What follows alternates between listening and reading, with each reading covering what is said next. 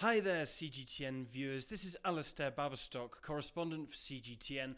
That's me there flying this drone in Reynosa, Mexico, alongside some Central American migrant kids who love to see that sort of thing. And this is a video diary for a recent deployment which we did in South Texas and northern Mexico on a series of documentary pieces for the show America's Now.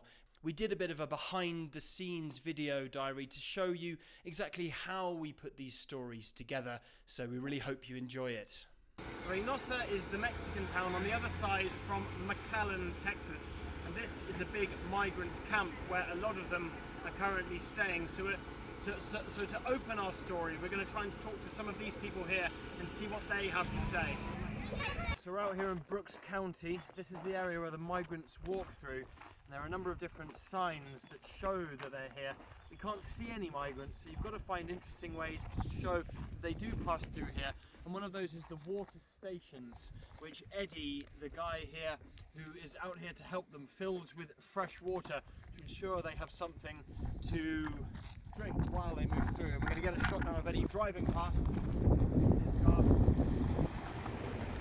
So we've reached a point a couple of hours into the shoot now where it's time for an interview. I've got my notes here about what our interviews said over the course of our shoot with him so far, and that's going to help me ask the right questions and do an efficient interview and get what the SOT, the sound on tape, that we need for this piece.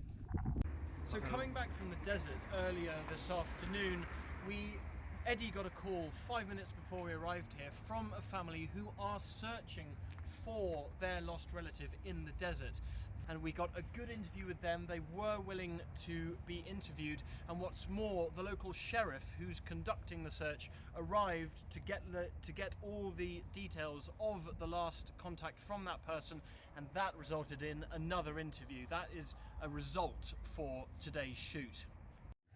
So we're about to do an interview with local rancher, name of Dave Resendez, who has had experience of migrants coming through this region. So that's a really important voice, the local community and how they feel about this massive movement of migration through this area. We've been allowed to shoot, and what we're trying to do here is film a bit of the terrain, which is so difficult, which these migrants have to cross in order to get further north. It's all very sandy terrain. It's beach sand all across Brooks County.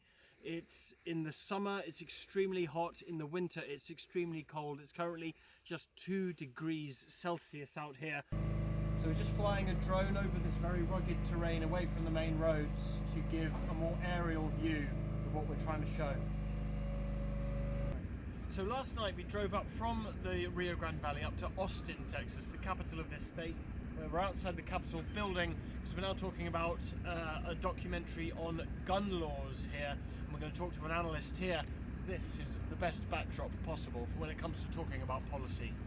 So that was a great interview, fantastic backdrop, and I've also just found a place on Google which allows us to fire very high caliber rifles on a range. That's going to be really important footage, so we're going to go there now.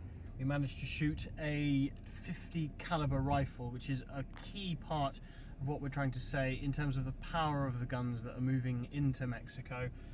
So we've just finished our shoot at this gun range, which we're not going to identify for security reasons.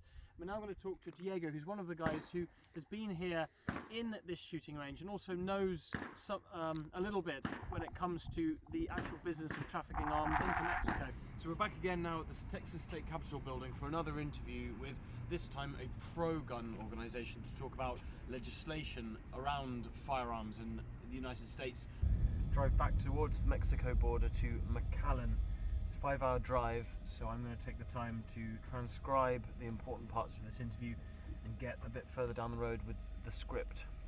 So we've got all of the interviews that we need for one of the documentaries in the can, and therefore I've written what is going to be a script for this piece. So what we're going to do now is sit down and have a table read, which lets us look at the script and then work out what other footage we're going to need to shoot in order to complete this project. we're still missing a lot of extra footage when it comes to both the migration story and the firearms story. So what we're going to be doing today is collecting that. We're going to be going to gun stores, shooting, taking video of guns there, and also flying drones and taking images of the border between Mexico and the United States.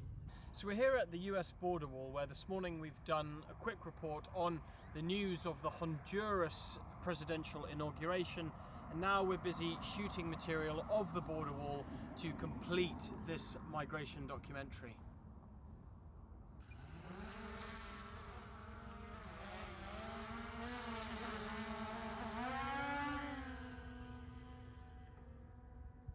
So final day of deployment, and we're crossing back into Mexico, and part of this is going to be to show just how easy it is to run guns into Mexico. And then on the other side of the border we've got a final appointment with a migrant shelter, where we're going to talk to them about the situation that they're living through. So one of the final shoots before we go to the airport, we're here in this Reynosa migrant camp, where we're going to speak to the director about the ongoing effects of the Remain in Mexico policy.